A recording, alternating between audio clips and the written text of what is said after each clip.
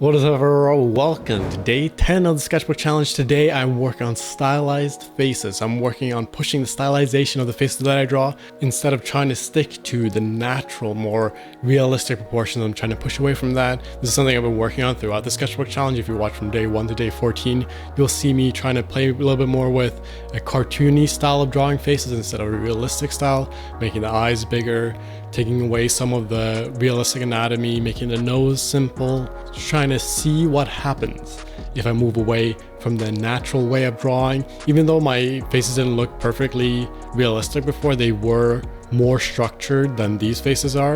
And I'm definitely trying to push towards a style that's kind of easier and more fun so that I don't feel as restricted in what it is that I can draw.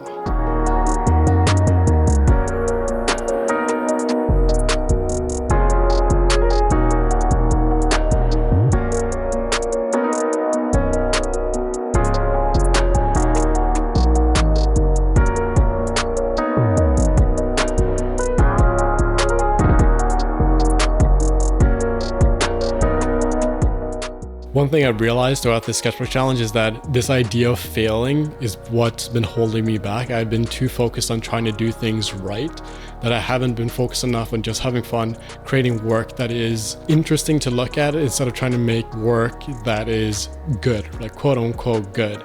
And this is what's been holding my style back this entire time. Like in terms of art style, I realized that I'm more influenced by cartoons and stuff than I am like realistic painters. But I felt like realistic painters are like the epitome of art skills. So I've been trying too hard to fit into that mold instead of just having fun, playing with it and figuring out what it is that I do naturally instead of trying to, force myself to learn something simply because I think it's good.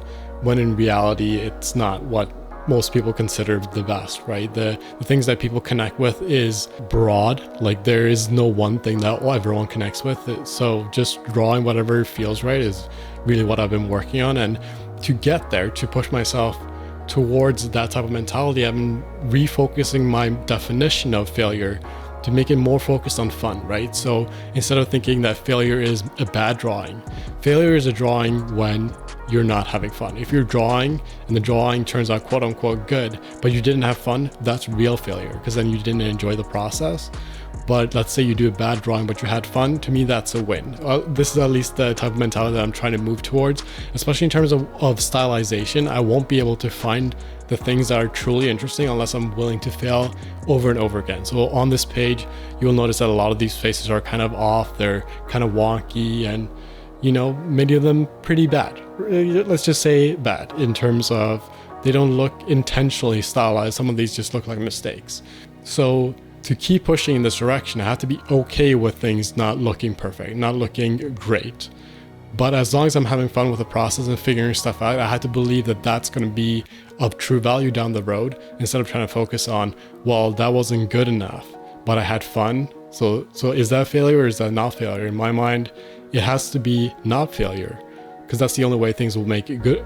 Things will turn out better in the future. I want to make sure that if I do become better technically, that I don't lose my ability to have fun and be playful and fail in terms of technical skill, if that makes sense. I feel like this ramble makes a lot of sense in my head, but as I'm saying it out loud, it's kind of confusing. It's hard to put the words to it, but essentially I'm trying to change my definition of what failure is to make sure that it only includes having fun. If it's not fun, then that's failure. If it's fun, it's successful. And this is something that I think is important to realize if you're trying to find your style, that if you're too attached to a certain idea of success, then you're not going to let your natural voice out because your natural voice might not align with the specific expectations you have in your head. And this is something I've talked about a lot in the art style detox video I did, where it's always your expectations that get in your way of finding your art style. And that's something that's happened to me. And this is the entire process of doing the sketchbook challenge is based on the idea of getting away from expectations and having more fun. So this stylized faces page is to try to have more fun and focus less on doing things correctly, quote unquote correctly. Obviously you want to learn things, you want to learn the proper structure in the beginning so that you have the skills, but then after you've built some of those skills, you can have more fun with it, push things and not focus so much on it, because drawing realistically isn't the epitome of creating work. So that's what I'm working on today. I don't have a lot to say because I feel like over these past 14 days, I've kind of said a lot of the things that I wanted to say. And this has really helped clear my mind. And I know where I'm headed. I have a feeling, I have a strong feeling about where it is that I'm headed creatively. I feel a lot less lost because now I'm like, oh, I just have to have fun, which isn't that difficult to do. It's something that you have to keep reminding yourself of, but you don't have to figure anything out. It's just have fun, play, be playful, lower your expectations, and there's no complexity there.